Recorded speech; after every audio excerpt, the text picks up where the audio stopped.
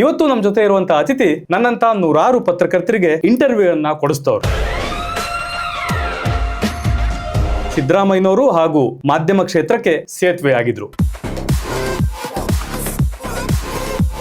ಮಾಜಿ ಮುಖ್ಯಮಂತ್ರಿಗಳ ಮಾಧ್ಯಮ ಸಲಹೆಗಾರರು ಶ್ರೀ ಕೆ.ವಿ. ಪ್ರಭಾಕರ್ ಅವರು ನಮ್ಮ ಜೊತೆ ಇದ್ದಾರೆ. ತರ ಕಾರ್ಯಕ್ರಮಕ್ಕೆ ಸ್ವಾಗತ. ಪತ್ರಕರ್ತ ಹಾಗೂ ರಾಜಕೀಯಕ್ಕೂ ಇರುವ ವ್ಯತ್ಯಾಸವನ್ನ ನೀವು 13 ವರ್ಷಗಳಲ್ಲಿ ವ್ಯತ್ಯಾಸವನ್ನ ಹೇಗೆ ನೋಡಿದ್ರಿ ಸರ್? ಅದು ಯಾಕಂದ್ರೆ ಅದು ಅನುಭವಿಸಿದವ್ರಿಗೆ ಗೊತ್ತು. ಅದು ಓದ ತಕ್ಷಣ ಗೊತ್ತಾಯ್ತಾ, ತುಂಬಾ ದಿನ ಆದ್ಮೇಲೆ ಗೊತ್ತಾಯ್ತಾ ಸರ್? ನಿಮ್ಮ ಜೀವನ ಎಲ್ಲಿಂದ ಆರಂಭವಾಯಿತು? ಎಲ್ಲರೂ ಕೂಡ ಪತ್ರಕರ್ತರಾಗಿ ಪತ್ರಿಕೋದ್ಯಮಕ್ಕೆ ಬಂದರೆ ನಾನು ಪತ್ರಿಕಾ ವಿತರಕನಾಗಿ ಹೋಗೋದು.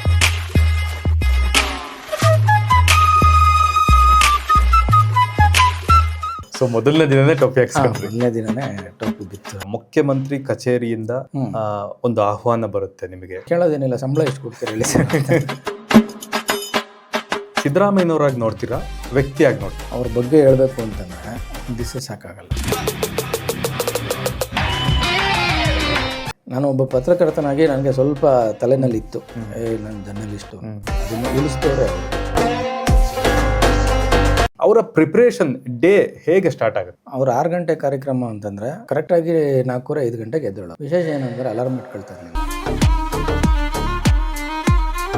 ಸರ್, ಮಾಧ್ಯಮಗಳಲ್ಲಿ ಸಿದ್ದರಾಮಯ್ಯವರ ಯುಗಾಂತ್ಯ, ಬಟ್ ಅವ್ರ ರಾಜಕಾರಣ ಕಂಟಿನ್ಯೂ. 28ರ ಚುನಾವಣೆಯಲ್ಲೂ ಪಾತ್ರ ಅತ್ಯಂತ ಮುಖ್ಯವಾಗಿರುತ್ತೆ. 100%. ಯಾವತ್ತಾದ್ರೂ ಸಾಕು ಅಂತ ಯಾವತ್ತಾದ್ರೂ ಒಂದೇ ಅನ್ಸಿದೆಯಾ? ಬಟ್ ದಿನ ಜನಗಳ ಮಧ್ಯೆ ಇದ್ದು ಮನೇಲಿ ಒಬ್ಬ ಕುತ್ಕೊಳಕ್ ಆಗೋದಿಲ್ಲ. ನಿಮ್ದೇನಾದ್ರೂ ರಾಜಕೀಯ ಪ್ರವೇಶ ಆಗುತ್ತೆ?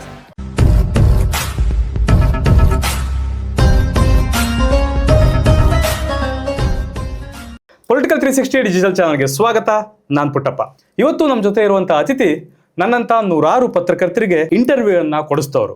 ಮಾನ್ಯ ಮುಖ್ಯಮಂತ್ರಿಗಳಾಗಿದ್ದ ಸಿದ್ದರಾಮಯ್ಯನವರು ಹಾಗೂ ಮಾಧ್ಯಮ ಕ್ಷೇತ್ರಕ್ಕೆ ಸೇತುವೆ ಆಗಿದ್ರು. ಕಳೆದ 13 ವರ್ಷಗಳಿಂದ ಸ್ಥಳೀಯ, ರಾಜ್ಯ ಹಾಗೂ ರಾಷ್ಟ್ರ ಮಟ್ಟದ ಮಾಧ್ಯಮಗಳನ್ನ ಅತ್ಯಂತ ಪ್ರತಿಭಾವಂತನಾಗಿ ನಿಭಾಯಿಸಿದಂತ ಮಾಜಿ ಮುಖ್ಯಮಂತ್ರಿಗಳ ಮಾಧ್ಯಮ ಸಲಹೆಗಾರರು ಹಾಗೂ ಹಿರಿಯ ಪತ್ರಕರ್ತರು ಆದಂತ ಶ್ರೀ ಕೆ.ವಿ. ಪ್ರಭಾಕರ್ ಅವರು ನಮ್ಮ ಜೊತೆ ಇದ್ದಾರೆ. ಸರ್, ಕಾರ್ಯಕ್ರಮಕ್ಕೆ ಸ್ವಾಗತ. ಸರ್, ನನ್ನ ಮೊದಲನೇ ಪ್ರಶ್ನೆ ಜಸ್ಟ್ ಸರಳವಾಗಿ ಆನ್ಸರ್ ಕೊಡಿ, ಉಳಿದ ಪ್ರಶ್ನೆಗಳಿಗೆ ಆಮೇಲೆ ನಾನು ಆನ್ಸರ್ ತಗೋತೀನಿ. ಪತ್ರಕರ್ತ ಹಾಗೂ ರಾಜಕೀಯಕ್ಕೂ ಇರುವ ವ್ಯತ್ಯಾಸವನ್ನ ನೀವು 13 ವರ್ಷಗಳಲ್ಲಿ ವ್ಯತ್ಯಾಸವನ್ನ ಹೇಗೆ ನೋಡಿದ್ರಿ ಸರ್? ಭಾರಿ ವ್ಯತ್ಯಾಸ ಇದೆ. ಪತ್ರಕರ್ತನಾಗಿ ರಾಜಕಾರಣವನ್ನು ನೋಡೋದಕ್ಕಿಂತ ಮತ್ತು ರಾಜಕಾರಣಿಗಳ ಮಧ್ಯೆ ನಿಂತು ಪತ್ರಕರ್ತನ ನೋಡೋದ್ರ ಮಧ್ಯೆ ಅಜಗಜಾಂತರ ಇದೆ. ಅದು ಅಷ್ಟೊಂದು ಸರಳ ಅಲ್ಲ. ನನಗೆ ಹಲವಾರು ಸಂದರ್ಭದಲ್ಲಿ ಅನಿಸಿದ್ದು ಉಂಟು. ಪತ್ರಕರ್ತನಾಗಿ ನಾನು ರಾಜಕೀಯವನ್ನು ಈ ರೀತಿ ನೋಡ್ತಾ ಇದ್ದೆ, ಬಟ್ ಈ ರಾಜಕೀಯದ ಪಡಸಾಲೆಯಲ್ಲಿ ನಿಂತು ಪತ್ರಿಕೋದ್ಯಮವನ್ನು ಈ ರೀತಿ ನೋಡ್ತಾ ಇದ್ದೀನಲ್ಲ, ಎಷ್ಟೊಂದು ವ್ಯತ್ಯಾಸ ಇದೆ. ಅದು ಯಾಕಂದರೆ ಅದು ಅನುಭವಿಸಿದವ್ರಿಗೆ ಗೊತ್ತಾಗುತ್ತೆ. ಅದು ಯಾವುದೋ ಒಂದು ಸುದ್ದಿ ಬಂದಾಗ ಅದರಲ್ಲಿ ಪ್ಲಸ್ ಇರುತ್ತೆ, ಮೈನಸ್ ಇರುತ್ತೆ. ನನ್ನ ಕಡೆಗೆ ಅದು ಸ್ಪಷ್ಟವಾಗಿ ಗೋಚರ ಆಗ್ತಾ ಇರುತ್ತೆ, ಇದು ಪ್ಲಸ್, ಇದು ಯಾಕೆ ಅದ್ರಲ್ಲಿ ಮೈನಸ್ ಓಡ್ತಾ ಇದ್ದಿಲ್ಲ ಅಂತ. ಆವಾಗ ಅದು ನಮಗೊಂಥರ ಫೀಲ್ ಆಗುತ್ತೆ.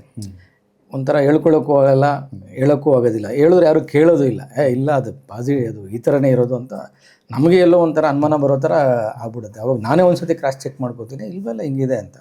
ಹೀಗೆ ಎರಡು ಡಿಫ್ರೆನ್ಸ್ ಭಾಳ ಅಜಗಜಾಂತರ ಇದೆ ಎರಡು. ಅದು ಓದ ತಕ್ಷಣ ಗೊತ್ತಾಯ್ತಾ, ತುಂಬಾ ದಿನ ಆದಮೇಲೆ ಗೊತ್ತಾಯ್ತಾ? ಇಲ್ಲ, ನನಗೆ ಸ್ಟಾರ್ಟಿಂಗಲ್ಲಿ ಗೊತ್ತಾಗಲಿಲ್ಲ ಅದು. ಯಾಕೆಂತಂದರೆ ನಾನು ಫಸ್ಟ್ 5 ವರ್ಷದಲ್ಲಿ ಓದ ತಕ್ಷಣ ನನಗೆ ಅಷ್ಟು ಡಿಫ್ರೆನ್ಸ್ ಗೊತ್ತಾಗಲಿಲ್ಲ. ಆಮೇಲೆ ಬರ್ತಾ ನನಗೆ ಗೊತ್ತಾಗೋಯ್ತು. ಓಹೋ, ಇದು ಈ ಥರ ಇದೆ, ಇದು ಅದೇ ಬೇರೆ, ಇದೇ ಬೇರೆ. ಅಲ್ಲಿ ನಿಂತು ನಾವು ನೋಡೋವಂಥ ಸಿನಿಮಾನೇ ಬೇರೆ, ಇಲ್ಲಿ ನಾವು ನೋಡ್ತಾ ಇರೋ ಸಿನಿಮಾನೇ ಬೇರೆ ಇದು ಅಂತ ಗೊತ್ತಾಗೋಯ್ತು. ನನಗೆ ಈ ಪ್ರಶ್ನೆ ಬಹಳ ಕುತೂಹಲವಾಗಿತ್ತು ಸರ್. ಯಾಕಂದರೆ ಸಹಜವಾಗಿ ನಿಮ್ಮನ್ನು ನಾನು ಒಂದು 13 ವರ್ಷಗಳಿಂದ ನೋಡ್ತಾ ಇದ್ದೀನಿ. ನೀವು ನೋಡೋ ಮಾಧ್ಯಮಕ್ಕೂ ನಾವು ನೋಡೋ ಮಾಧ್ಯಮಕ್ಕೂ ವ್ಯತ್ಯಾಸ ಇರುತ್ತೆ ಅಂತ, ಅದಕ್ಕೆ ಆ ಪ್ರಶ್ನೆನ ಮೊದಲು ಆಯ್ಕೆ ಮಾಡಿಕೊಂಡೆ. ಈಗ ಒಂದಷ್ಟು ವೈಯಕ್ತಿಕ ಹಾಗೂ ರಾಜಕೀಯ ಮಾತನಾಡೋಣ ಸರ್. ನಿಮ್ಮ ಜೀವನ ಎಲ್ಲಿಂದ ಆರಂಭವಾಯಿತು? ನಿಮ್ಮ ಬಾಲ್ಯ ಹಾಗೂ ಪತ್ರಿಕೋದ್ಯಮಕ್ಕೆ ಹೇಗೆ ಎಂಟ್ರಿ ಆದ್ರಿ? ಇದನ್ನು ಸ್ವಲ್ಪ ನಾವು ನಮ್ಮ ಜೊತೆ. ನಂದು ಸ್ವಂತ ಊರು ಕೋಲಾರ ಟೌನಲ್ಲಿ ಕುರುಬೂರುಪೇಟೆ ಅಂತ ನಮ್ಮ ಮನೆ ಇರೋದಲ್ಲೇ. ನಮ್ಮ ತಂದೆ BML ಭಾರತ ಅರ್ತ್ಮೋಸ್ ಲಿಮಿಟೆಡ್ KGF ಅಲ್ಲಿತ್ತು, ಅಲ್ಲಿ ಕೆಲಸ ಮಾಡ್ತಾಯಿದ್ರು, ರಿಟೈರ್ಡ್ ಆಗಿದ್ದಾರೆ. ಬಂಗಾರಪೇಟೆ KGF ಮಧ್ಯೆ ಒಂದು 15 ಕಿಲೋಮೀಟ್ರ್ ಡಿಫ್ರೆನ್ಸ್ ಇತ್ತು. ಹಂಗಾಗಿ ಬಂಗಾರಪೇಟೆನಲ್ಲೇ ಫಸ್ಟು ವಾಸ ನಮ್ಮದು. ನಾನು ಹುಟ್ಟಿದ್ದು ಕೋಲಾರದಲ್ಲಾದರೂ ಕೂಡ ನಾನೆಲ್ಲ ಬೆಳೆದಿದ್ದೆಲ್ಲ 4ನೇ ಕ್ಲಾಸ್ವರೆಗೂ ಬಂಗಾರಪೇಟೆಯಲ್ಲೇ ಓದಿದೆ. ನಮ್ಮ ತಂದೆ ಅವರು ಸರ್ಕಾರಿ ನೌಕರಲ್ಲಿದ್ದರು. ಅವ್ರಿಗೂ ಈ ಪತ್ರಿಕೋದ್ಯಮದ್ದು ಸ್ವಲ್ಪ ನಂಟಿತ್ತು. ಅಂದರೆ ಮನೆಗೆ ಪೇಪರ್ ಹಾಕ್ತಿದ್ರು. ಅವ್ರಿಗೆ ಹುಷಾರಿಲ್ಲದೆ ಇದ್ದಾಗ ನನಗೆ ಹೇಳೋರು ಪೇಪರ್ ಹಾಕ್ಬೇಕು ನೀನು ಹೋಗಿ ಅಂತ. ಅಂದರೆ ಒಂದು 10-15 ಪೇಪರ್ ಹಾಕ್ತಿದ್ರು ಆಗಿನ ಕಾಲಕ್ಕೆ. ಅಂದರೆ ಇದು 1982 ಮಾತಿದು ಆವಾಗ. ಅವಾಗ ನಾನು ಸಣ್ಣವರಾಗ 4ನೇ ಕ್ಲಾಸು 3ನೇ ಕ್ಲಾಸು 4ನೇ ಕ್ಲಾಸು ನಡ್ಕೊಂಡು ಒಂದು 2 ಗಲ್ಲಿ ಅಷ್ಟೇ ಓಡಾಡ್ಕೊಂಡು ಪೇಪರ್ ಹಾಕ್ತಿದ್ದೆ. ಆಮೇಲೆ ಕೋಲಾರಕ್ಕೆ ನಮ್ಮ ತಾತವ್ರು ತೀರೋದ್ಮೇಲೆ ನಾವು ಕೋಲಾರಕ್ಕೆ ಶಿಫ್ಟ್ ಆದ್ವಿ. ಅಲ್ಲಿ ನಾನು 5ರಿಂದ ಜೂನಿಯರ್ ಕಾಲೇಜು ಎಲ್ಲ ಹೈಸ್ಕೂಲ್ ಎಲ್ಲ ಅಲ್ಲಿ ನಾನು ಓದಿದೆ. ಆವಾಗ ನಾನು SLCನಲ್ಲಿ ಇದ್ದಾಗ ನಮ್ಮ ತಂದೆಯವ್ರಿಗೆ ಸೈಕಲ್ ಬೇಕು ಅಂತ ಕೇಳಿದೆ. SLC ಪಾಸ್ ಆದರೆ ನನಗೆ ಸೈಕಲ್ ಕೊಡಿಸ್ತೀನಿ ಅಂತ ಹೇಳಿದ್ರು. ಪಾಸ್ ಆದೆ. ಆಮೇಲೆ ಸೈಕಲ್ ಕೊಡಿಸಿದ್ರು. ನಮ್ಮ ರಿಲೇಟಿವ್ ಒಬ್ಬ ಹುಡುಗ ಮನೆ ಪೇಪರ್ ಹಾಕ್ತಿದ್ದೆ. ಕೋಲಾರ ಪತ್ರಿಕೆ ಅಂತ ಜಿಲ್ಲಾ ಮಟ್ಟದ ನಂಬರ್ 1 ಪತ್ರಿಕೆ ಆಗ. ಆಮೇಲೆ ನಾನು ದಿವಸ 100 ಪತ್ರಿಕೆ ಹಾಕ್ತಾಯಿದ್ದೆ ಸೈಕಲಲ್ಲಿ. 100 ಮನೆಗೆ ಬೆಳಗ್ಗೆ 5:30 ಸ್ಟಾರ್ಟ್ ಆದರೆ 6:30ವರೆಗೂ 1 ಅವರ್ ಪೇಪರ್ ಹಾಕಿ ನಾನು ಆಮೇಲೆ ಕಾಲೇಜಿಗೆ ಹೋಗ್ತಿದ್ದೆ ಸೆಕೆಂಡ್ PUC.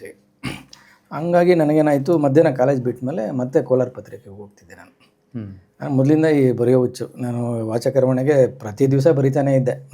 ಮರು ದಿವಸ ಇದ್ದು ಅದು ಪೇಪರಲ್ಲಿ ಬಂತಾ ಇಲ್ವಾ ಅಂತ ನೋಡೋದೇ ಕೆಲಸ ನನಗೆ. ಆಮೇಲೆ ಮಧ್ಯಾಹ್ನ ಹೋಗ್ಬೇಕಾದ್ರೆ ನಾನು ಫಸ್ಟು ಎಲ್ಲರೂ ಕೂಡ ಪತ್ರಕರ್ತರಾಗಿ ಪತ್ರಿಕೋದ್ಯಮಕ್ಕೆ ಬಂದರೆ ನಾನು ಪತ್ರಿಕಾ ವಿತರಕನಾಗಿ ಹೋದೆ. ಪತ್ರಿಕೆಗೆ ಹೋದಾಗ ಅಲ್ಲಿ ನನಗೇನು ಫಸ್ಟ್ ಬರೆಯೋಕ್ಕೇನು ಕೊಡಲಿಲ್ಲ ಅವರು. ಅಲ್ಲಿ ಮಳೆ ಜೋಡಿಸೋದಿತ್ತು ಅವಾಗ. ಈಗೆಲ್ಲ ಕಂಪ್ಯೂಟರು, ಇಂಟರ್ನೆಟ್ಟು, ವಾಟ್ಸಪ್ ಎಲ್ಲ ಇದೆ. ಮಳೆ ಜೋಡಿಸೋದು ಕಲ್ತ್ಕೊಂಡಿದ್ದು ಫಸ್ಟ್ ನಾನು. ಒಂದು ಸ್ಕೇಲ್ ಇತ್ತು. ಆ ಸ್ಕೇಲಲ್ಲಿ ಒಂದೊಂದು ಅಕ್ಷರ ಜೋಡಿಸ್ಬೇಕು. ಅಚ್ಚು ಮಳೆ ಜೋಡಿಸೋದು. ಅಲ್ಲಿಂದ ಪತ್ರಿಕಾ ವಿತರಕನಾದ್ಮೇಲೆ ಅಚ್ಚು ಮಳೆ ಜೋಡಿಸೋದು. ಅದಾದಮೇಲೆ ಪೇಪರ್ ಫೋಲ್ಡ್ ಮಾಡ್ತಿದ್ದೆ, ಪ್ರಿಂಟ್ ಆಗ್ತಿದ್ದೆ ನಾನು. ಅವಾಗ ಇವಾಗೆಲ್ಲ ಆಟೋಮೆಟಿಕ್ ಮಿಷನ್ಗಳಿದೆ. ಅವೆಲ್ಲ ಕೈಯಲ್ಲೇ ಪೇಪರ್ ಇಡಬೇಕು, ಕೈಯಲ್ಲೇ ಇದು ಮಾಡಬೇಕು. ಆ ಥರ ಮಾಡ್ತಿದ್ದೆ. ಒಂದು ದಿವಸ ಹಿಂಗೆ ಅವತ್ತು ಕೋಲಾರ ಪತ್ರಿಕೆ ಆಫೀಸಲ್ಲಿ ಯಾರೂ ರಿಪೋರ್ಟ್ರ್ಗಳಿರಲಿಲ್ಲ. ಅಂದರೆ ತುಂಬ ಅಸೈನ್ಮೆಂಟ್ ಇತ್ತು. ಯಾರೋ ಬೆಂಗಳೂರಿಂದ ಒಂದು 3 ಜನ ಮಿನಿಸ್ಟ್ರಿಗಳು ಬಂದುಬಿಟ್ಟಿದ್ರು. ಆವಾಗ ಎಡಿಟ್ರ್ ಕರೆದು ಹೇಳಿದ್ರು ನನಗೆ, ನೀನು ಒಂದು ಕಾರ್ಯಕ್ರಮ ಇದೆ, ಹೋಗಿ ಬರೆಯೋಕ್ಕೆ ಬರುತ್ತಾ ನಿನಗೆ, ಬರ್ಕೊಂಬರ್ತೀಯ? ಅದು ಆಯ್ತು ಸರ್ ಬರ್ಕೊಂಬರ್ತೀನಿ ಅಂತಂದು. ಆವಾಗ ರಂಗನಾಥ್ ಅಂತ ಮಿನಿಸ್ಟ್ರ್ ಆಗಿದ್ರು, ಚೆನ್ನಾಗಿ ಜ್ಞಾಪಕ ಇದೆ. ಕೆಂಬೋಡಿ ಅಂತ ಒಂದು ಊರು, ಎಜುಕೇಷನ್ ಮಿನಿಸ್ಟ್ರ್ ಆಗಿದ್ದರು. ಆ ಕಾರ್ಯಕ್ರಮ ಅಟೆಂಡ್ ಮಾಡ್ಕೊಂಬಂದು ಸುದ್ದಿ ಬರ್ಕೊಟ್ಟೆ. ಪರವಾಗಿಲ್ಲ ಕಣೆ, ನೀನು ಸುದ್ದಿನ ಬರೀತೀಯಾ, ಯಾಕೆ ನೀನು ರಿಪೋರ್ಟ್ರಾಗಿ ಜಾಯ್ನ್ ಆಗಬಾರ್ದು ಅಂತಂದು. ಆಮೇಲೆ ರಿಪೋರ್ಟಿಂಗು ಮಾಡ್ತಿದ್ದೆ, ಪೇಪರ್ ಹಾಕೋ ಕೆಲಸನೂ ಒಟ್ಟಿಗೆ ಮಾಡ್ತಿದ್ದೆ. ಕೋಲಾರ ಪತ್ರಿಕೆಯಿಂದ ಪತ್ರಿಕಾ ವಿತರನಾಗಿ ಪತ್ರಿಕೋದ್ಯಮಕ್ಕೆ ಫಸ್ಟ್ ಹೆಜ್ಜೆ ಇಟ್ಟಿದ್ದು ನಾನು. ಆಮೇಲೆ ಯಾವ್ಯಾವ ಪತ್ರಿಕೆಗಳಿಗೆ? ಆಮೇಲೆ ಅಲ್ಲಿ ಸುದ್ದಿ ಸಂಚಯ ಅಂತ ಒಂದು ಈವ್ನಿಂಗ್ ಪೇಪರ್ ಇತ್ತು. ಅಲ್ಲಿ ಸಬ್ ಎಡಿಟರ್ ಆಗಿ ಜಾಯ್ನ್ ಆದೆ. ಎಲ್ಲೋದ್ರೂ ಈ ಪತ್ರಿಕೆ ಹಾಕೋದು ಬಿಟ್ಟಿರಲಿಲ್ಲ ನಾನು. ಅಲ್ಲೂ ಸೇಮ್ ಪತ್ರಿಕೆ ಹಾಕ್ತಿದ್ದೆ, ಮಧ್ಯಾಹ್ನ ಬಂದು ಕೆಲಸ ಮಾಡ್ತಿದ್ದೆ. ಅಲ್ಲೆಲ್ಲ ಸ್ಥಳೀಯ ಪತ್ರಿಕೆಗಳು ಅಂದರೆ ಸ್ಟಾಫ್ ಇರ್ತಾ ಇದ್ದಿದ್ದೆ ಕಡಿಮೆ ಅಲ್ಲ. ರಿಪೋರ್ಟಿಂಗು ನಮ್ಮದೇ, ಪೇಪರ್ ಹಾಕೋದು ನಮ್ಮದೇ, ಬಂಡ್ಲು ಕಟ್ಟಿ ಬಸ್ಸಿಗೆ ಹಾಕೋದು ನಮ್ಮದೇ ಕೆಲಸ, ಎಲ್ಲ ಒಟ್ಟಿಗೆ ಎಲ್ಲನೂ ಮಾಡ್ತಾನೆ ಇದ್ದು. ಸುದ್ದಿ ಸಂಚಯ ಆದಮೇಲೆ ಕೋಲಾರವಾಣಿ ಪತ್ರಿಕೆ ಸೇರಿಕೊಂಡೆ ನಾನು. BV ನರಸಿಂಹಮೂರ್ತಿಗಳಂತ ಎಡಿಟರ್ ಇದ್ದರು. ಅಲ್ಲಿ ನನಗೆ ಬರವಣಿಗೆ ಹೆಂಗಿರಬೇಕು ಎಲ್ಲವನ್ನು ಕೂಡ, ಯಾಕೆ ಅಂತಂದರೆ ನನ್ನ ಕೈಲಿ ಬರೆಸ್ತಾಯಿದ್ರು ಎಡಿಟೋರಿಯಲ್ಗಳನ್ನ ನರಸಿಂಹಮೂರ್ತಿಗಳು. ಯಾಕೆ ಬರೆಸೋರು ಅಂದರೆ ಅವರು ಚೆನ್ನಾಗಿ ಬರೆಯೋರು. ನಿಮಗೆಲ್ಲ ಗೊತ್ತಾಗಬೇಕು, ಫಸ್ಟು ಎಡಿಟೋರಿಯಲ್ಲಿಂದ ನೀವು ನಿಮ್ಮ ಜರ್ನಿನ ಸ್ಟಾರ್ಟ್ ಮಾಡಬೇಕು ಅಂತೇಳಿ ಕೋಲಾರವಾಣಿ ಪತ್ರಿಕೆ ಸೇರಿಕೊಂಡೆ.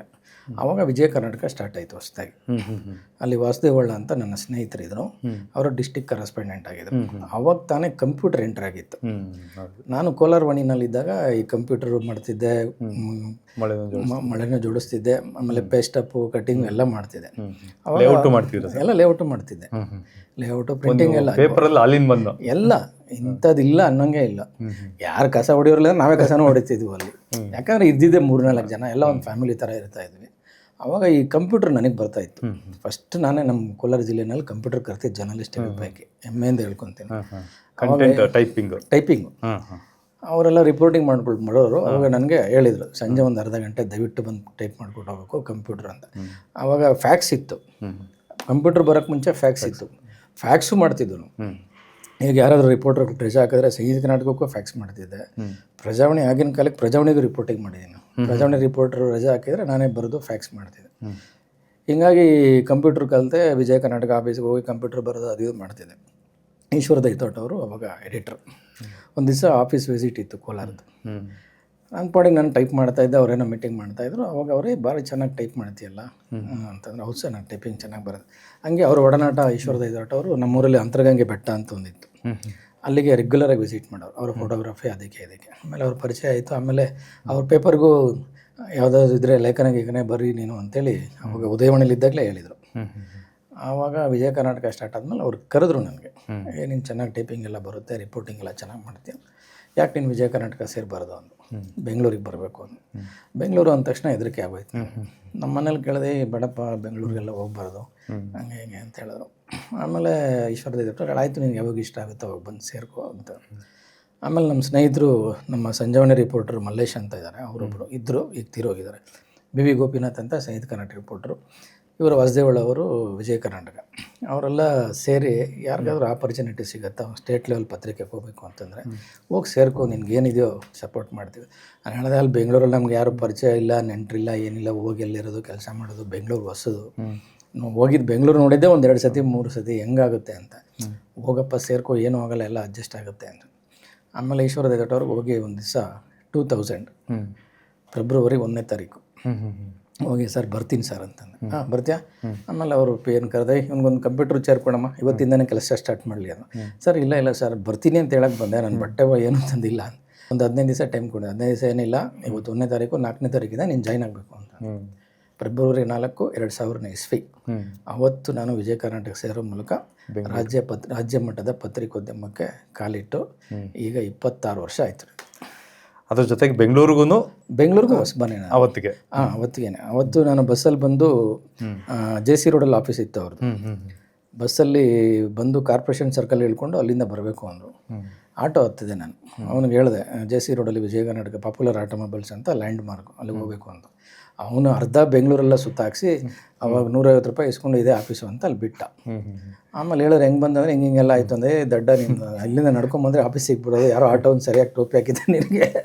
ಸೊ ಮೊದಲನೇ ದಿನನೇ ಟೋಪಿ ಹಾಕ್ಸ್ಕೊಂಡ್ರಿ? ಮೊದಲನೇ ದಿನನೇ ಟೋಪಿ ಬಿತ್ತು. ಆಮೇಲೆ ಹೇಗೆ ಪತ್ರಿಕೋದ್ಯಮ ಮುಂದುವರಿತು ಸರ್? ಆಮೇಲೆ ಫಸ್ಟು ನಾನು ಡೆಸ್ಕಲ್ಲಿದ್ದೆ, ವಿಜಯ ಕನ್ನಡದಲ್ಲಿ ಫಸ್ಟು ಡೆಸ್ಕಲ್ಲಿದ್ದೆ. ನಾನು ತುಮಕೂರು ಮತ್ತು ಕೋಲಾರ ನೋಡ್ತಾ ಇದ್ದೆ. ಅದಾದಮೇಲೆ ಹಿಂಗೆ ಒಂದು ದಿವಸ ಅಲ್ಲಿನೂ ರಿಪೋರ್ಟಿಂಗ್ ಒಬ್ಬ ಇಲ್ಲಿ ಇದರಲ್ಲಿ ನಯನ ಸಭಾಂಗಣದ ಒಂದು ಕಾರ್ಯಕ್ರಮ ಇತ್ತು, ನಿಡುಮಾಮಿಡಿ ಸ್ವಾಮೀಜಿ ಅವ್ರದ್ದು ಕಾರ್ಯಕ್ರಮ, ಅದು ಚೆನ್ನಾಗಿ ಜ್ಞಾಪಕ ಇದೆ. ಆಮೇಲೆ ಹೋಗಿ ಬಂದೆ. ಆಮೇಲೆ ಇಲ್ಲ ನೀನು ರಿಪೋರ್ಟಿಂಗ್ ಚೆನ್ನಾಗಿ ಬರೀತೀಯಪ್ಪ, ರಿಪೋರ್ಟಿಂಗೇ ಕಂಟಿನ್ಯೂ ಆಗು ಅಂತ ಹೇಳಿದ್ರು. ಅಲ್ಲಿಂದ ರಿಪೋರ್ಟಿಂಗ್ ಸ್ಟಾರ್ಟ್ ಆಯಿತು ನಂದು. First assignment press club, Bengaluru press club. ನಮ್ಗೆ ಗೊತ್ತಲ್ಲ, ಪ್ರೆಸ್ ಕ್ಲಬ್ ಅಂತಂದರೆ ನಮ್ಮ ಪತ್ರಕರ್ತರಿಗೆ ಒಂಥರ ಯೂನಿವರ್ಸಿಟಿ ಇದ್ದಂಗೆ. ಅಲ್ಲಿಂದ ಪ್ರೆಸ್ ಕ್ಲಬ್ಬಿಂದ ನನ್ನ ಜರ್ನಿ ಸ್ಟಾರ್ಟ್ ಆಯಿತು. ಅದಾದಮೇಲೆ ನಾನು ಎಡಿಟ್ರ್ ನನಗೆ ತುಂಬ ಸಪೋರ್ಟ್ ಮಾಡಿದ್ರು, ಈಶ್ವರ ದೇಗಟ್ಟವರು. ಒಂದು ವರ್ಷ ಆದಮೇಲೆ, ಇಲ್ಲ ಸರ್ ನಾನು ಪೊಲಿಟಿಕಲ್ ರಿಪೋರ್ಟಿಂಗಲ್ಲಿ ಆಸಕ್ತಿ ಇದೆ, ನನಗೊಂದು ಅವಕಾಶ ಕೊಡಿ ಅಂತಂದೆ.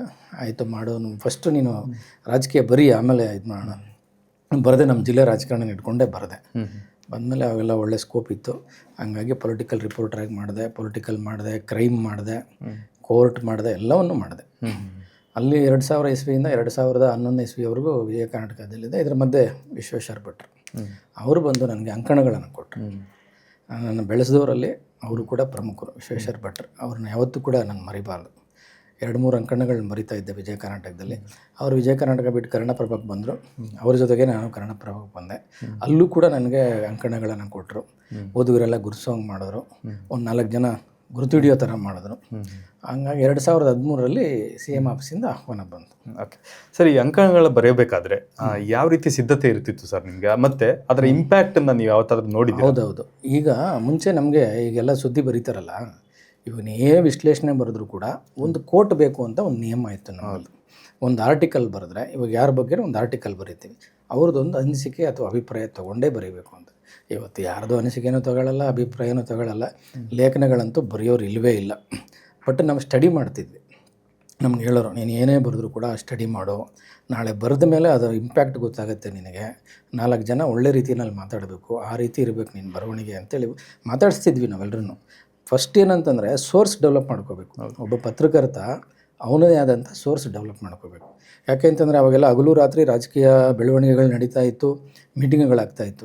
ಕಮ್ಯುನಿಕೇಶನ್ ಕಡಿಮೆ. ಭಾಳ ದೊಡ್ಡ ಮೀಟಿಂಗ್ ನಡೀತಾ ಇದೆ ಅಂತಂದರೆ ಅಲ್ಲಿ ಒಳಗಡೆ ಬಿಡ್ತಾ ಇರಲಿಲ್ಲ. ಮೀಟಿಂಗ್ ಮುಗಿಯೋವರೆಗೂ ಇದ್ದು ರಾತ್ರಿ ಅವ್ರಿಗೆ ಯಾರಿಗೋ ಒಬ್ರಿಗೆ ಫೋನ್ ಮಾಡ್ತಾ ಇದ್ವಿ, ಸರ್ ಏನಾಯ್ತು ಮೀಟಿಂಗಲ್ಲಿ ಅಂತಂದರೆ ನಾವು ಫಸ್ಟ್ ವಿಶ್ವಾಸ ಇಟ್ಕೋಬೇಕು. ಅವ್ರಿಗೆ ಎಲ್ಲ ಹೇಳೋರು ಈ ಥರ ಫಸ್ಟು ಸೋರ್ಸ್ ಡೆವಲಪ್ ಮಾಡ್ಕೋಬೇಕು. ಆ ಸೋರ್ಸ್ನ ಇನ್ನೊಬ್ಬರ ಹತ್ರ ಚೆಕ್ ಮಾಡ್ಕೋಬೇಕು. ಈಗ ಯಾರು ಅವ್ರದ್ದೇ ಹೇಳ್ಬಿಡ್ಬೋದು, ಅದೇನು ನಡೀತಿದೆಯೋ ಇಲ್ವೋ ಅಂತ ಕ್ರಾಸ್ ಚೆಕ್ ಮಾಡ್ಕೋಬೇಕು. ಫಸ್ಟ್ ಏನಂತಂದರೆ ಸತ್ಯ ಶೋಧನೆ. ಪತ್ರಕರ್ತನಿಗೆ ಮೊದಲು ಬೇಕಾಗಿದ್ದು ಸತ್ಯ ಶೋಧನೆ. ಇವತ್ತು ಸತ್ಯ ಇಲ್ಲ, ಶೋಧನೆಯೂ ಇಲ್ಲ. ಸರಿ ಸರ್, ಇದು ನಿಮ್ಮ ಪತ್ರಿಕೋದ್ಯಮ ಜರ್ನಿ. ಡೆಸ್ಕಲ್ಲಿ ಕೆಲಸ ಮಾಡ್ತಾ ಇದ್ರಿ. ಹೇಗಾಯ್ತು ಸರ್, ಮುಖ್ಯಮಂತ್ರಿ ಕಚೇರಿಯಿಂದ ಒಂದು ಆಹ್ವಾನ ಬರುತ್ತೆ ನಿಮಗೆ. ನನಗೆ ಆ ಇನ್ಸಿಡೆಂಟ್ ಅನ್ನ ಪೂರ್ತಿ ಎಕ್ಸ್ಪ್ಲೈನ್ ಮಾಡಿ ಸರ್. ಆಕ್ಚುಲಿ ನಾನು ಒಂದು ಕಾರ್ಯಕ್ರಮಕ್ಕೆ ಬಂದಿದ್ದೆ, ನೀವು ಅಲ್ಲಿ ವೇದಿಕೆಯಲ್ಲಿ ಭಾಷಣ ಮಾಡ್ಬೇಕಾದ್ರೆ ಕೇಳಿದ್ದೆ. ಆಗ ಯಾವುದೋ ಒಂದು ತುರ್ತು ಪರಿಸ್ಥಿತಿ ಬಂದು ಎದ್ದೊಂಟೋಗಿದ್ದೆ. ನನಗಷ್ಟೇ ಅಲ್ಲ ಸರ್, ತುಂಬಾ ಜನಕ್ಕೆ ಹೆಂಗೆ ಅಲ್ಲಿಗೆ ಹೋಗೋದು, ಅಲ್ಲಿ ಹೆಂಗೆ ಏಕಾಏಕಿ ಅಲ್ಲಿಗೆ ರೀಚ್ ಆಗಕ್ಕಾಗತ್ತಾ, ಈ ಥರದ್ದೆಲ್ಲ ಒಂದಷ್ಟು ಕುತೂಹಲಗಳಿದೆ ಸರ್. ನಿಮಗೆ ಆ ಆಪರ್ಚುನಿಟಿ ಹೇಗೆ ಸಿಕ್ತು ಸರ್? ಅಂದರೆ ಒಬ್ಬ ಪತ್ರಕರ್ತನಾಗಿ ನನಗೆ ಸಿದ್ದರಾಮಯ್ಯ ಸಾಹೇಬರು ಪರಿಚಯ ಇದ್ದರು. ಬೆಂಗಳೂರಿಗೆ ಬಂದಾಗಿಂದ ನನಗೆ ಪರಿಚಯ ಇದ್ದರು. ಅವಾಗ ಅವರು ಇದರಲ್ಲಿ JDS ದಳದಲ್ಲಿದ್ದರು. ಅವ್ರ ಪ್ರೆಸ್ ಕಾನ್ಫರೆನ್ಸ್ಗಳನ್ನ ಅಟೆಂಡ್ ಮಾಡ್ತಿದ್ದೆ, ಎಲ್ಲ ಅವ್ರ ಸ್ಟೇಟ್ಮೆಂಟ್ಗಳು ಕವರ್ ಮಾಡ್ತಿದ್ದೆ, ಅವ್ರ ಕಾರ್ಯಕ್ರಮ ಆ ಥರ. ಅಂದರೆ ತೀರಾ ಆತ್ಮೀಯತೆ ಏನಿರಲಿಲ್ಲ. ಪ್ರಭಾಕರ್ ಅಂದರೆ ಅವನ ಅಷ್ಟರ ಮಟ್ಟಿಗೆ ಪರಿಚಯ ಇತ್ತು. ಒಂದು ದಿವಸ ಹಿಂಗೆ ಒಂದು ಫೋನ್ ಬಂತು ನನಗೆ. ನಮ್ಮ ಮಾಜಿ ಮೇಯರ್ ರಾಮಚಂದ್ರಪ್ಪ ಅವರು ಫೋನ್ ಮಾಡಿದ್ರು, CM ಸಾಹೇಬರು ಕರೀತಾ ಇದ್ದಾರೆ ಬರಬೇಕು ಅಂತ. ನಾನು ಯಾಕೆ ಸರ್ ಅಂತಂದೆ. ಇಲ್ಲ ಏನೋ ಕರೀತಾ ಇದ್ದಾರೆ ಬರಪ್ಪ ಅಂತಂದು. ನಾನು ಅವಾಗ ಸಂಜೆ ಅಂದರೆ ಪೀಕ್ ಅವರ್ಸ್ ಅಲ್ಲ ನಮಗೆಲ್ಲ. ಆಯ್ತು ಸರ್, ಒಂದು ಅವರ್ ಮುಗಿಸ್ಕೊಂಡು ಬರ್ತೀನಿ ಅಂತಂದೆ. ಆಮೇಲೆ ವಿಶ್ವೇಶ್ವರ ಭಟ್ರು ಇದ್ದರು, ಅವ್ರಿಗೋಗಿ ಏನೋ CM ಅವ್ರು ಏನೋ ಕರೀತಾ ಇದ್ದಾರಂತೆ ಸರ್, ಹೋಗಿ ಬರಲ್ಲ ಅಂತಂದೆ. ಏನಂತೆ, ಹೋಗಿ ಕೇಳ್ಕೊಂಬನ್ರಿ ಅಂತಂದು. ಸರಿ ಹೋದೆ. ಆಮೇಲೆ ಸಾಹೇಬ್ರು ಹಿಂಗೆ ಕೂತಿದ್ರು ಮನೇಲಿ, ಇವಾಗ ಯಾವ ಮನೇಲಿ ಇದ್ದಾರೋ ಆ ಮನೆಯಲ್ಲೇ ಕೂತಿದ್ರು. ಸರ್ ಏನು ಸರ್ ಬರೋಕ್ಕೆ ಹೇಳಿದಂಗೆ.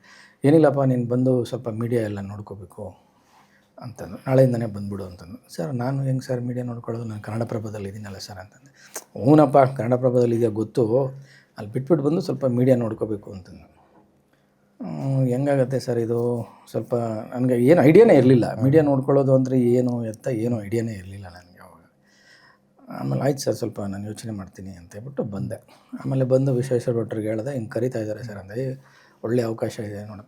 ಆಯ್ತು ಸರ್, ಅವಕಾಶ ಇದೆ, ನಾಳೆ ಅವ್ರ ಸರ್ಕಾರ ಹೋದರೆ ನಾನೇನು ಮಾಡೋದು ಸರ್, ನನಗೆ ಮತ್ತೆ ನನ್ನ ಕೆಲಸಕ್ಕೆ ಎಲ್ಲಿ ಹುಡ್ಕೊಂಡು ಹೋಗಲಿ ಅಂದ್ರೆ. ಅದಕ್ಕೆಲ್ಲ ನೀವು ಯೋಚನೆ ಮಾಡಿಬಿಡ್ರಿ, ನೀವು ನಾಳೆ ಅಲ್ಲಿ ಬಿಟ್ಟು ಬಂದರೂ ನಿಮಗೊಂದು ಸ್ಥಾನ ಇಲ್ಲಿ ನಿಮ್ಗೆ ಇಟ್ಟಿರ್ತೀನಿ, ಧೈರ್ಯವಾಗಿ ಹೋಗಿ ಅಂತಂದು. ಸರಿ, ಅದಾದಮೇಲೆ ಹೋಗಿ ಹೇಳಿದೆ ಮುಖ್ಯಮಂತ್ರಿಗಳಿಗೆ. ಆಯ್ತು ಸರ್ ಬರ್ತೀನಿ ಅಂತಂದೆ. ಆಮೇಲೆ ಏನು ನಿನ್ನ ಕಡೆಯಿಂದ ಏನಾದರೂ ಕೇಳೋದಿದೆಯಾ ಅಂತಂದರು. ಕೇಳೋದೇನಿಲ್ಲ, ಸಂಬಳ ಎಷ್ಟು ಕೊಡ್ತೀರಿ ಹೇಳಿ ಸರ್ ಡೈರೆಕ್ಟಾಗಿ ಕೇಳಿದ್ರೆ. ಹೌದು, ಆಮೇಲೆ ನಾವು ಸಂಬಳನೇ ಇಂಪಾರ್ಟೆಂಟ್ ಅಲ್ವಾ ನಮ್ಮ ಕಮಿಟ್.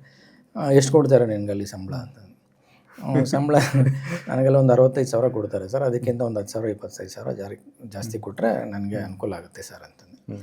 ಆಮೇಲೆ ಅವರು ಶ್ರೀನಿವಾಸ ಅಂತ ಸೆಕ್ರೆಟ್ರಿ ಇದ್ದರು, ಅವ್ರನ್ನ ಕರೆದು ನೋಡ್ರಿ ಇವ್ರದ್ದೆಲ್ಲ ಇದ್ರಲ್ಲಿ ರೆಡಿ ಮಾಡಿ, ಫೈಲ್ ರೆಡಿ ಮಾಡಿ ಅವ್ರಿಗೆ 85,000 ಸಂಬಳ ಕೊಟ್ಬಿಡ್ರಿ. ಆಯ್ತಪ್ಪ, ನಾಳೆಯಿಂದನೇ ಕೆಲಸ ಸ್ಟಾರ್ಟ್ ಮಾಡಿ ನೀನು ಅಂತಂದು. ಆಯ್ತು ಸರ್ ಅಂತೇಳಿ ಅಲ್ಲಿಂದ ಜರ್ನಿ ಸ್ಟಾರ್ಟ್ ಮಾಡಿದೆ. ಅವಾಗ ನನಗಿನ್ನೂ ಹೊಸದು. ಅವಾಗ ದಿನೇಶ್ ಅಮೀನ್ ಮಟ್ಟು ಅವರು ನಮ್ಮ ಹಿರಿಯ ಪತ್ರಕರ್ತರು, ಅವರು ಮೀಡಿಯಾ ಅಡ್ವೈಸರ್ ಆಗಿದ್ದರು. ಫಸ್ಟ್ ನಾನು ಅವ್ರ ಹತ್ರ ಹೋದೆ, ಅವ್ರ ಆಫೀಸ್ ಚೇಂಬರ್ಗೆ ಹೋಗಿ, ಸರ್ ಹಿಂಗೆ ಬರ್ತಾಯಿದ್ದೀನಿ, ಏನು ಮಾಡಬೇಕು ಸ್ವಲ್ಪ ನೀವೆಲ್ಲ ನನಗೆ ಗೈಡ್ ಮಾಡಿದ್ರೆ ನನಗೆ ಸ್ವಲ್ಪ ಅನುಕೂಲ ಆಗುತ್ತೆ ಅಂದರೆ ಅವ್ರು ನನಗೆ ತುಂಬ ಚೆನ್ನಾಗಿ ಗೈಡ್ ಮಾಡಿದ್ರು. ಅದಾದಮೇಲೆ ಏನಾಯಿತು, 2 ತಿಂಗಳಾಯಿತು, 3 ತಿಂಗಳಾಯಿತು, 4 ತಿಂಗಳಾಯಿತು, ಸಂಬಳನೇ ಆಗಲಿಲ್ಲ. ಸಂಬಳ ಆಗಲಿಲ್ಲ ಅಂದರೆ ನನಗೂ ಹೊಡ್ಕೊಳ್ಳೋಕೆ ಸ್ಟಾರ್ಟ್ ಆಯಿತು. ಒಂದು ದಿವಸ ಮುಖ್ಯಮಂತ್ರಿಗಳಿಗೆ ಹೋಗಿ ಕೇಳಿದೆ, ಸರ್ 6 ತಿಂಗಳಾಗೋಯ್ತು, ಸ್ಯಾಲ್ರಿನೇ ಬಂದಿಲ್ಲ ಸರ್ ಅಂತ. ಹೌದಾ, ನೀನು ಈಗ ಹೇಳ್ತಾ ಇದೆಯಾ ಅಂತಂದ್ರು. ಇಲ್ಲ ಸರ್, ಇಲ್ಲೆಲ್ಲ ಹೇಳಿದ್ರು ಸೆಟಪ್ಪಲ್ಲಿ ಹಂಗೇನೆ ಎಲ್ಲ ಲೇಟ್ ಆಗುತ್ತೆ ಅಂತ. ಕರೀರಿ ಸೆಕ್ರೆಟ್ರಿಗೆ. ಆಮೇಲೆ ಅವ್ರು ಕರೆದ್ರೆ, ಇಲ್ಲ ಸರ್ ಅವ್ರಿಗೆ ಅಷ್ಟು ಸ್ಯಾಲ್ರಿ ಇಲ್ಲಿ ಆ ಥರ ಕೊಡೋಕ್ಕೆ ಪ್ರಾವಿಷನ್ ಇಲ್ಲ, ಅದಕ್ಕೆ ಹಂಗೆ ಮಾಡಬೇಕು ಹಿಂಗೆ ಮಾಡಬೇಕು.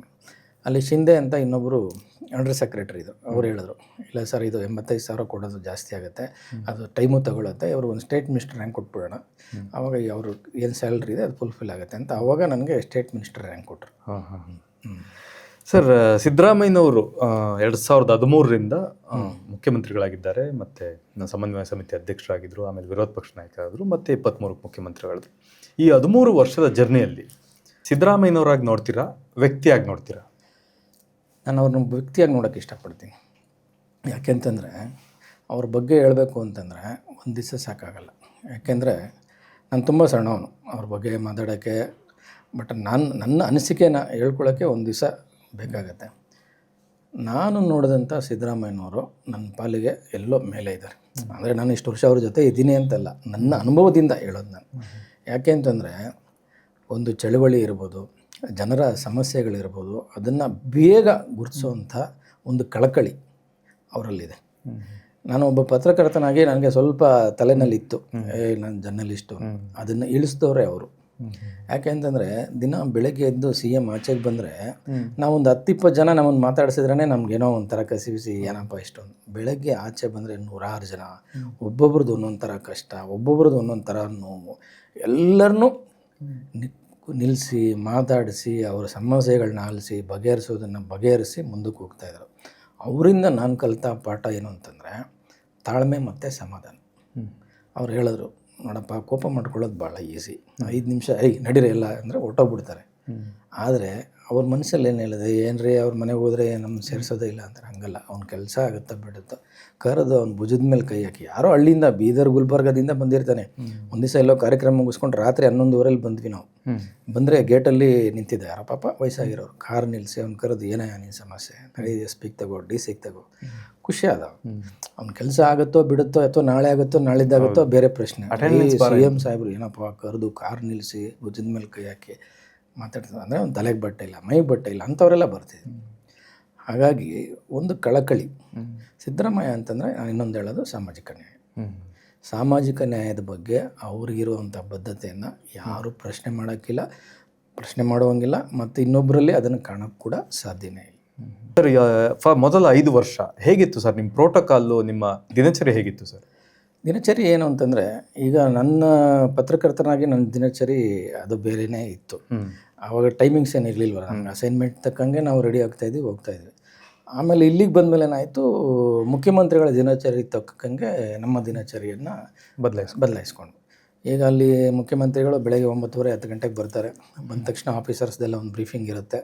ಅದಾದಮೇಲೆ ನಮ್ಮದು ಪೇಪರ್ ಕಟ್ಟಿಂಗ್ಸ್ ಏನಿರುತ್ತೆ, ಇಂಪಾರ್ಟೆಂಟ್ ವಿಷಯಗಳೇನಿರುತ್ತೆ, ಆ್ಯಸ್ ಎ ಮೀಡಿಯಾ ಪರ್ಸನ್ ಆಗಿ ನಾನು ಅವ್ರ ಗಮನಕ್ಕೆ ತರೋವಂಥದ್ದು. ಅದಾದಮೇಲೆ ಅವ್ರ ಜೊತೆ ಕಾರ್ಯಕ್ರಮಗಳು ಅಟೆಂಡ್ ಮಾಡೋವಂಥದ್ದು. ಟೈಮಿಂಗ್ಸ್ ಅಂತ ಏನೂ ಇರಲಿಲ್ಲ. ಬೆಳಗ್ಗೆ 9 ಗಂಟೆಗೆ ಅಂದರೆ 9ಕ್ಕೆ, 10ರಿಂದ 10ಕ್ಕೆ, ಮತ್ತು ರಾತ್ರಿ ಅಂತೂ ಅದು ಕೇಳೋಂಗೆ ಇರಲಿಲ್ಲ. 11 ಆಯಿತು, 12 ಆಯಿತು. ಹೀಗಾಗಿ ಅದು ಅಡ್ಜಸ್ಟ್ ಆಗೋಯ್ತು ನನಗೆ. ಬೆಳಿಗ್ಗೆ ಲಾಗಿನ್ ಮಾತ್ರ, ನೋ ಲಾಗೌಟಿಗೆ ಟೈಮ್ ಇಲ್ಲ. ಲಾಗಿನ್ ಅಂದರೆ 9:30 10 ಗಂಟೆ. ಸರ್, ದಿನಚರಿ ಅಂತ ಕೇಳಿದಾಗ ನಿಮ್ಮದು ಓಕೆ. ಈಗ ಸಿದ್ದರಾಮಯ್ಯನವ್ರ ದಿನಚರಿ ಅಂತ ಬಂದಾಗ ಅಫ್ಕೋರ್ಸ್ ಈಗ ನಾನು ಅವ್ರನ್ನ ತುಂಬ ವರ್ಷಗಳಿಂದ ನೋಡ್ತಾ ಇರೋದ್ರಿಂದ ಒಂದು ಪ್ರೋಟೋಕಾಲ್ ಅಂತೂ ಇದ್ದೇ ಇರುತ್ತೆ. ಹೇಗೆ ಪ್ರಿಪೇರ್ ಆಗ್ತಾರೆ ಸರ್? ನೀವು ಅವ್ರನ್ನ ಹತ್ತಿರದಿಂದ ನೋಡಿರೋದ್ರಿಂದ ಈ ಪ್ರಶ್ನೆಗಳೆಲ್ಲ ಬರುತ್ತೆ. ಹೇಗೆ ಈಗ ತುಂಬ ಕಾರ್ಯಕ್ರಮಗಳಿಗೆ 7:30 ಕಾರ್ಯಕ್ರಮಗಳಿಗೆ ಬಂದು ಉದ್ಘಾಟನೆ ಮಾಡಿದ್ದಾರೆ, ಪುಷ್ಪಾರ್ಚನೆ ಮಾಡಿದ್ದಾರೆ. ವಿಧಾನಸೌಧದ ಮುಂದೆ ಯಾವುದೋ ರನ್ನಿಂಗ್ ರೇಸ್ ಇದೆ, ಯಾವುದೋ ಬಸ್ ಉದ್ಘಾಟನೆ, ಜೀಪ್ ಉದ್ಘಾಟನೆ, 8 ಗಂಟೆಗೆಲ್ಲ ಎಸ್ಕಾಟ್ಗಳಲ್ಲಿ ಬಂದು ನಿಂತಿರೋದೆಲ್ಲ ನೋಡಿದ್ದೀವಿ. ಅವರ ಪ್ರಿಪ್ರೇಷನ್ ಡೇ ಹೇಗೆ ಸ್ಟಾರ್ಟ್ ಆಗುತ್ತೆ ಸರ್? ಒಂದು ಆಶ್ಚರ್ಯ ಏನಂತಂದರೆ, ಅವ್ರು 6 ಗಂಟೆ ಕಾರ್ಯಕ್ರಮ ಅಂತಂದರೆ ಕರೆಕ್ಟಾಗಿ 4:05 ಗಂಟೆಗೆ ಎದ್ದೇಳೋರು. ವಿಶೇಷ ಏನಂದರೆ ಅಲಾರ್ಮ್ ಇಟ್ಕೊಳ್ತಾ ಇರಲಿಲ್ಲ ಅವರು. ಓ ಹೌದು ಸರ್. ಹೌದೌದು. ನೀವು 5 ಗಂಟೆಗೆ ಎದ್ದೇಳ್ಬೇಕು, 5 ಗಂಟೆಗೆ ಎದ್ದೇಳೋರು. 6 ಗಂಟೆಗೆ ಎದ್ದೇಳ್ಬೇಕು, 6 ಗಂಟೆಗೆ ಎದ್ದೇಳೋರು. ಹಿಂಗೆ ಅವ್ರು ಎದ್ದೇಳಬೇಕು ಅಂತಂದರೆ ಅಷ್ಟೊತ್ತಿಗೆ ಎದ್ದು ಬಂದ್ಬಿಡೋರು ಅವ್ರು ಅಷ್ಟೇ. ಈಗ ನಾಳೆ ಬೆಳಗ್ಗೆ ಇಂಥ ಕಾರ್ಯಕ್ರಮ ಇದೆ ಅಂತಂದರೆ ಹಿಂದಿನ ದಿವಸನೇ ಎಲ್ಲ ಕೇಳ್ಕೊಳ್ಳೋರು ಅವರು. ನಾಳೆ ಏನು ಕಾರ್ಯಕ್ರಮ, ಎಷ್ಟೊತ್ತಿಗೆ ಹೋಗಬೇಕು, ಯಾರ್ಯಾರು ಬರ್ತಾರೆ, ಏನು ವಿಷಯ. ಆಮೇಲೆ ಸ್ಪೀಚ್ ಕಾಪಿ ಅವ್ರಿಗೆ ಒಂದು ದಿವಸ ಮುಂಚೆನೇ ಕೊಡ್ತಾಯಿದ್ವಿ ನಾವು. ಅದು ಮಾತ್ರ ಅವ್ರು ತಪ್ಪಿಸ್ತಾನೆ ಇರಲಿಲ್ಲ. ಸ್ಪೀಚ್ ಕಾಪಿ ಹಿಂದಿನ ದಿವಸ ಓದ್ಕೊಂಡೇ ಬರೋರು ಅವರು. ಓದೋ ವಿಚಾರದಲ್ಲಿ ಮಾತ್ರ ಈಗ ಸೆಷನ್ ಇದ್ದಾಗ ಈಗ ಅವ್ರ ಸಬ್ಜೆಕ್ಟ್ ಇರ್ಬೋದು ಅಥವಾ ಬಡ್ಜೆಟ್ ಮೇಲೆ ಆನ್ಸರ್ ಇರ್ಬೋದು, ಬೆಳಗ್ಗೆ 4:15 ಎದ್ದು ಓದೋರು ಅವರು. ಅವ್ರು ಹೇಳೋರು ನಮಗೆ, ಸರ್ ನೈಟ್ ಓದ್ಕೊಳ್ಳೆ. ಇಲ್ಲ ನಾನು ನೈಟ್ ಓದಲ್ಲ, ನಾನು ಬೆಳಗ್ಗೆ ಹೊತ್ತೇ ಎದ್ದು ಓದೋದು ಅಂತೇಳಿ 4 ಗಂಟೆಗೆ ಎದ್ದು ಓದೋಕ್ಕೆ ಸ್ಟಾರ್ಟ್ ಮಾಡೋರು ಅವರು. 4 ಗಂಟೆಗೆ ಎದ್ದು ಓದಿ ಸ್ಟಾರ್ಟ್ ಮಾಡಿ ಬೆಳಗ್ಗೆ 6:30ಗೆ ಅವ್ರದ್ದು ರೊಟೀನ್ ಏನು ಅಂತಂದರೆ 6 ಗಂಟೆ 6:30ಗೆ ಎದ್ದೇಳೋದು. ಎದ್ದಿದ ತಕ್ಷಣ ವಾಕ್ ಮಾಡ್ತಾರೆ. ಈಗಲೂ 40 ಮಿನಿಟ್ಸ್ ಟ್ರೆಡ್ಮಿಲ್ ಮಾಡ್ತಾರೆ. ಅದಾದಮೇಲೆ 1 ಅವರ್ ಅವ್ರ ಪೇಪರ್ ಓದಲೇಬೇಕು. ಎಲ್ಲ ಪೇಪರು ಓದ್ತಾರೆ. ಕನ್ನಡ ಇಂಗ್ಲೀಷ್ ಎಲ್ಲ ಪೇಪರೂ. ಒಂದು ವೇಳೆ ಅದು ಬೆಳಗ್ಗೆ ಓದೋಕ್ಕಾಗಲಿಲ್ಲ ಅಂದರೆ ಜೊತೆಲೇ ತರೋರು ಪೇಪರ್ನ. ಫ್ಲೈಟಲ್ಲಾಗಲಿ ಕಾರಲ್ಲಾಗಲಿ ಪೇಪರ್ ಮಾತ್ರ ಯಾವುದೇ ಕಾರಣಕ್ಕೂ ಅವರು ಮಿಸ್ ಮಾಡಲ್ಲ. ಅದಾದಮೇಲೆ ರಾತ್ರಿ ಅವರು ಊಟ ಆದಮೇಲೆ ಒಂದು ಅರ್ಧ ಗಂಟೆ 1 ಗಂಟೆ ನ್ಯೂಸ್ ನೋಡ್ತಾರೆ. ಇದು ಅವರ ರೆಗ್ಯುಲರ್ ರೂಟೀನ್. ಓಕೆ ಸರ್, ಈ ಕಾರ್ಯಕ್ರಮಗಳು ಅಂತ ಬಂದಾಗ ಅದು ಹೇಗೆ ಪ್ರಿಪೇರ್ ಆಗುತ್ತೆ ಸರ್? ಯೂಶುವಲಿ ಪ್ರೋಟೋಕಾಲ್ ಆಫೀಸರ್ಸ್ ಇರ್ತಾರೆ, ಮತ್ತೆ CM ಸ್ಪೆಷಲ್ ಆಫೀಸರ್ ಇರ್ತಾರೆ. ಇದು ಹೇಗೆ ಪ್ರಿಪೇರ್ ಆಗುತ್ತೆ ಸರ್? ಅಂದರೆ ನಿಮ್ಗೆ ಮಾಧ್ಯಮ ಸಲಹೆಗಾರರಾಗಿ ನೀವು ಅದನ್ನ ನೋಡಿರೋದ್ರಿಂದ ಎಲ್ಲ ಕಾರ್ಯಕ್ರಮಗಳು ಬಂದ ಎಲ್ಲ ಇನ್ವಿಟೇಷನ್ಸ್ಗೂ ಅಟೆಂಡ್ ಮಾಡ್ತಾರಾ? ಕೆಲವೊಂದು ರಿಜೆಕ್ಟ್ ಆಗುತ್ತಾ ಡೈರೆಕ್ಟ್ ಆಗಿ? ಕೆಲವೊಂದು ಅನಿವಾರ್ಯ ಕಾರಣಗಳಿಂದ ಹೋಗೋದಕ್ಕಾಗಲ್ಲ. ಈಗ ನನ್ನ ಕಾರ್ಯಕ್ರಮಕ್ಕೆ ಅವತ್ತು ಕೊನೆಯ ಗಳಿಗೆಯಲ್ಲಿ ಕ್ಯಾನ್ಸಲ್ ಆಯಿತು, ಬೆಳಿಗ್ಗೆ ಮತ್ತೆ ಅವಕಾಶ ಕೊಟ್ಟರು. ನಾ ಹೇಳೋದು ಹೇಗೆ ಪ್ರಿಫರೆನ್ಸ್ ಹೇಗಿರುತ್ತೆ, ಪ್ರಿಯಾರಿಟಿ ಇರುತ್ತಾ ಅಂತ. ಇಲ್ಲ, ಈಗ ಎಲ್ಲರೂ ಬಂದು ಕರೀತಾರೆ. ಎಲ್ರಿಗೂ ಏನಂದರೆ ಮುಖ್ಯಮಂತ್ರಿಗಳ ಕಾರ್ಯಕ್ರಮಕ್ಕೆ ಬರಬೇಕು ಅಂತ ಎಲ್ರಿಗೂ ಆಸೆ ಇದ್ದೇ ಇರುತ್ತೆ. ಆಮೇಲೆ ಅದರಲ್ಲಿ ನೋಡ್ತಾರೆ ಈ ಕಾರ್ಯಕ್ರಮ ಏನು, ಇದರ ಮುಖ್ಯಮಂತ್ರಿಗಳು ಭಾಗವಹಿಸುವಂಥ ಕಾರ್ಯಕ್ರಮನ ಇಲ್ವಾ, ಅದೆಲ್ಲ ಚೆಕ್ ಮಾಡ್ತಾರೆ. ಅದಕ್ಕಂತಲೇ ಅಧಿಕಾರಿಗಳಿರ್ತಾರೆ. ಈಗ CM ಆಫೀಸ್ ಅಂದರೆ ಒಬ್ಬರು OST ಇರ್ತಾರೆ, ಒಬ್ಬರು ಪ್ರೋಟೋಕಾಲ್ ಆಫೀಸರ್ ಇರ್ತಾರೆ, ಸೆಕ್ರೆಟರಿ ಇರ್ತಾರೆ, ಚೀಫ್ ಸೆಕ್ರೆಟರಿ ಇರ್ತಾರೆ. ಅಂದರೆ ಇದು ನಾನು ಪೊಲಿಟಿಕಲ್ ರಾಜಕೀಯದ ಕಾರ್ಯಕ್ರಮಗಳನ್ನ ಬಿಟ್ಟು ಬೇರೆ ಕಾರ್ಯಕ್ರಮಗಳು ಹೇಳ್ತಾರೆ. ಅವರೆಲ್ಲ ಚೆಕ್ ಮಾಡ್ತಾರೆ. ಚೆಕ್ ಮಾಡಿ ಎಲ್ಲ ಡೀಟೇಲ್ಸ್ ತರಿಸ್ಕೊತಾರೆ. ಅದಾದಮೇಲೆ ಆ ಕಾರ್ಯಕ್ರಮನ ಫಿಕ್ಸ್ ಮಾಡ್ತಾರೆ. ಸಹಜವಾಗಿ CM ಅವ್ರ ಆಫೀಸಲ್ಲಿ ಎಷ್ಟು ಜನ ಕೆಲಸ ಮಾಡ್ತಾರೆ ಸರ್? ಕೆಲಸ ಅಂತ CM ಆಫೀಸ್ ಅಂತಂದರೆ ಒಂದು 250-300 ಜನ ಇದ್ದೇ ಇರ್ತಾರೆ. 250 ಮೆಂಬರ್ಸ್, 250 ಜನ. 250-300 ಜನ ಅಂದರೆ ಸೇಮ್ ಆಫೀಸು ಅಂತಂದರೆ ಅದರಲ್ಲಿ ನಿಮಗೆ ಮುಖ್ಯಮಂತ್ರಿಗಳ ಪರಿಹಾರ ನಿಧಿ ಬರುತ್ತೆ, ಮುಖ್ಯಮಂತ್ರಿಗಳ ಸಚಿವಾಲಯ ಬರುತ್ತೆ, ಎಲ್ಲ ಒಂದು 250-300 ಜನ ಕಂಪ್ಲೀಟ್ ಇದ್ದೇ ಅವರು ತೆಗೆದುಕೊಳ್ಳುವ ಇಲಾಖೆಗಳ ವ್ಯಾಪ್ತಿಯು ಈ CM ಆಫೀಸ್ ಒಳಗಡೆ ಬರುತ್ತೆ. ಹೌದು. ಎಲ್ಲವೂ ಈಗ ಲೈಕ್ ಹಣಕಾಸು ಇಲಾಖೆ ತಗೊಂಡ್ಕೊಂಡಿರ್ತಾರೆ, ಯಾವುದೋ ಗಣಿ ಯಾರಿಗೋ ಕೊಟ್ಟಿರಲ್ಲ ಅವ್ರ ಹತ್ರನೇ ಇರುತ್ತೆ, ಎಲ್ಲವೂ ಇದರಲ್ಲೇ ಬರುತ್ತೆ. ಅದರ ಆಫೀಸ್ ಮೀಟಿಂಗ್ಗಳನ್ನ ಹೇಗೆ ಸೆಗ್ರಿಗೇಟ್ ಮಾಡ್ಕೋತಾರೆ ಸರ್? ಅದೆಲ್ಲ ನಮ್ಮ ಇವರು ಸೆಕ್ರೆಟರೀಸ್ ನೋಡ್ಕೊಳ್ಳೋರು, ಡಿಪಾರ್ಟ್ಮೆಂಟ್ ಸೆಕ್ರೆಟರೀಸ್ ಬಂದು ಇವ್ರ ಹತ್ರ ಮಾತಾಡಿ ಮೀಟಿಂಗ್ ಡೇಟು ಮತ್ತು ಟೈಮ್ ಫಿಕ್ಸ್ ಮಾಡ್ಕೊಳ್ಳೋರು. Okay sir. ಮತ್ತು ಅವರು ಯಾವುದೇ ಮೀಟಿಂಗ್ ಇರ್ಬೋದು, ಯಾವುದೇ ಫಂಕ್ಷನ್ ಇರ್ಬೋದು, ಟೈಮ್ ಮಾತ್ರ ಪರ್ಫೆಕ್ಟ್, ಒಂದು 10 ನಿಮಿಷ ಆಚೆ ಈಚೆ ಆಗ್ಬೋದು, ಬಟ್ ಬರ್ತೀನಿ ಅಂದಮೇಲೆ ಬರೋರು. ಅನಿವಾರ್ಯ ಸಂದರ್ಭಗಳನ್ನು ಬಿಟ್ಟರೆ ಎಲ್ಲ ಯಾವುದೇ ಕಾರ್ಯಕ್ರಮಗಳನ್ನು ಅವರು ತಪ್ಪಿಸ್ಕೊಳಕ್ಕೆ ಹೋಗ್ತಾರೆ. ಓಕೆ ಸರ್, ಅವರು ಮೈಸೂರು ಭಾಗದವರು. ಸಹಜವಾಗಿ ಯಾರಾದರೂ ಯಾವ್ದಾದ್ರು ಒಂದು ಭಾಗದಿಂದ ಬಂದಿರಲೇಬೇಕು ಕೇಂದ್ರ ಸ್ಥಾನಕ್ಕೆ ಬರಬೇಕು ಅಂತ. ಸ್ವಗ್ರಾಮ, ಸ್ವ ಊರು, ಸ್ವಜಿಲ್ಲೆ, ಈ ಥರದ ಪಕ್ಷಪಾತಗಳನ್ನು ನೀವೇನಾದರೂ ಅವ್ರ ಹತ್ರ ನೋಡಿದ್ರ ಸರ್? ಇಲ್ಲ. ಹಳೆ ಮೈಸೂರು ಭಾಗ ಅವ್ರು ಯಾವಾಗಲೂ ಹೇಳೋರು. ಈಗ ವರ್ಣದವರು ಬಂದು ನಾವು ವರ್ಣದವರು ಸಮಯ ಅನ್ನೋರು, ವರ್ಣದವನು ಇರ್ಬೋದಯ್ಯ, ನಾನು ಇಡೀ ರಾಜ್ಯಕ್ಕೆ ಮುಖ್ಯಮಂತ್ರಿ, ನಾನು ವರ್ಣ ಒಬ್ಬದಕ್ಕೆ ಮುಖ್ಯಮಂತ್ರಿ ಅಲ್ಲ ಅನ್ನೋರು. ಎಲ್ಲ ನಾನು ಹೇಳಿದ್ನಲ್ಲ, ಈಗ ಬೀದರ್, ಗುಲ್ಬರ್ಗ, ಯಾದಗಿರಿ ದೂರದಿಂದ ಎಲ್ಲ ಬರೋರು. ವರ್ಣದವ್ರಿಗೆ ಎಷ್ಟು ಅವಕಾಶ ಕೊಡೋರು ಅವ್ರಿಗೂ ಅಷ್ಟೇ ಅವಕಾಶ ಕೊಡೋರು. ಇವನು ವರ್ಣದಿಂದ ಬಂದಿದ್ದಾರೆ, ಇವ್ರು ಸ್ವಲ್ಪ ಜಾಸ್ತಿ, ಅವರೆಲ್ಲ ಬೀದರ್ ಗುಲ್ಬರ್ಗದಿಂದ ಬಂದಿದ್ದಾರೆ, ಇದು ಕಡಿಮೆ ಏನಿಲ್ಲ, ಎಲ್ಲರಿಗೂ ಒಂದೇ ಅವ್ರ ಹತ್ರ, ಎಲ್ಲರಿಗೂ ಒಂದೇ ಸಾಮಾಜಿಕ ನ್ಯಾಯ, ಎಲ್ಲ ಒಂದು ಸಾಮಾಜಿಕ ನ್ಯಾಯ, ಎಲ್ಲರೂ ಒಂದು ಸಮಾನ ದೃಷ್ಟಿಯಿಂದ ನೋಡೋರು. ಆದರೆ ಸ್ವಲ್ಪ ವರ್ಣದವ್ರ ಬಗ್ಗೆ ಪ್ರೀತಿ ಜಾಸ್ತಿ. ಅಂದರೆ ಅವರೆಲ್ಲರ ಹೆಸರು ಗೊತ್ತಿತ್ತಲ್ಲ ಅವ್ರಿಗೆ, ಯಾರು ಏನು ಎತ್ತ ಅಂತ ಕರೆದು ಮಾತಾಡೋರು. ಸರ್, ಸಿದ್ದರಾಮಯ್ಯನವರು ಅಂತ ಬಂದಾಗ ಸಹಜವಾಗಿ 40-48 ವರ್ಷದ ರಾಜಕಾರಣದಲ್ಲಿ ಅವರನ್ನು ಪ್ರಶ್ನಾತೀತ ನಾಯಕ, ಅದರಲ್ಲೂ ಸಾಮಾಜಿಕ ನ್ಯಾಯ, ಅಹಿಂದ ಹೋರಾಟ, ಇವೆಲ್ಲವನ್ನು ಜನ ಮತ್ತು ಸಮಾಜ, ಪತ್ರಕರ್ತರು ನೋಡಿದ್ದಾರೆ. ಅದನ್ನು ಮೀರಿದಂಥ ಸಿದ್ದರಾಮಯ್ಯನವರ ಒಳಗಡೆ ಒಬ್ಬ ಹೃದಯವಂತಿಕೆ, ಆ್ಯಕ್ಚುಲಿ ಅವರು ಆಸ್ತಿಕನ ನಾಸ್ತಿಕನ ಸರ್? ಅವರೇ ಹೇಳಿದ್ದಾರೆ. ಅವರು ಫಸ್ಟ್ ಆಫ್ ಆಲ್ ಅವ್ರು ಹೇಳೋದು, ನಾನು ಬಸವಣ್ಣನವರ ಅನುಯಾಯಿ ಅಂತ ಅವರು ಹೇಳ್ತಾರೆ. ಬಟ್ ಅವರೇನು ಹೇಳ್ತಾರೆ, ನನಗೆ ದೇವರಲ್ಲಿ ನಂಬಿಕೆ ಇದೆ, ಆದರೆ ಮೂಢನಂಬಿಕೆಗೆ ಇಲ್ಲ ಅಂತ ಹೇಳ್ತಾರೆ. ಎಲ್ಲ ದೇವಸ್ಥಾನಗಳಿಗೆ ಹೋಗ್ತಾರೆ, ಊರಲ್ಲಿ ದೇವಸ್ಥಾನ ಕಟ್ಟಿಸಿದ್ದಾರೆ, ಚಾಮುಂಡಿ ಬೆಟ್ಟಕ್ಕೂ ಹೋಗಿದ್ದಾರೆ, ಎಲ್ಲರೂ ಬೇರೆ ಬೇರೆ ಜಿಲ್ಲಾ ಪ್ರವಾಸಗಳ ಸಂದರ್ಭದಲ್ಲಿ ಯಾವ ದೇವಸ್ಥಾನಕ್ಕೆ ಕರ್ಕೊಂಡು ಹೋಗ್ತಾರೆ, ಎಲ್ಲದಕ್ಕೂ ಹೋಗ್ತಾರೆ. ಪ್ರತಿ ವರ್ಷ ಶಿವರಾತ್ರಿಗೆ ಇಲ್ಲಿ ಮಹದೇಶ್ವರನ ದೇವಸ್ಥಾನ ಇದೆ ಚಾಮರಾಜಪೇಟೆಗೆ, ಅಲ್ಲೂ ಹೋಗಿದ್ದಾರೆ, ಎಲ್ಲ ಕಡೆಗೂ ಹೋಗ್ತಾರೆ. ಸೊ ಭಕ್ತಿ ಇದೆ, ಆದರೆ ಮೂಢನಂಬಿಕೆ ಇಲ್ಲ. ದೇವರಿದ್ದಾನೆ ಅಂತ ನಾನು ನಂಬ್ತೀನಿ, ನಂಬಿಕೆ ಇದೆ, ಆದರೆ ಮೂಢನಂಬಿಕೆ ನನಗಿಲ್ಲ ಅಂತ ಅವರು. ಸರ್, ಇದಿಷ್ಟು ಆಡಳಿತ ಆಯಿತು. ಆಡಳಿತ ಅನ್ನೋ ವಿಚಾರಕ್ಕೆ ಬಂದಾಗ ಒಂದು ಕೆಲವು ನಿರ್ಧಾರಗಳನ್ನು ರಾಜಕೀಯವಾಗಿ ತೆಗೆದುಕೊಳ್ತಾರೆ, ಕೆಲವು ನಿರ್ಧಾರಗಳನ್ನು ಆಡಳಿತಾತ್ಮಕ ವಿಚಾರವಾಗಿ ತೆಗೆದುಕೊಳ್ತಾರೆ.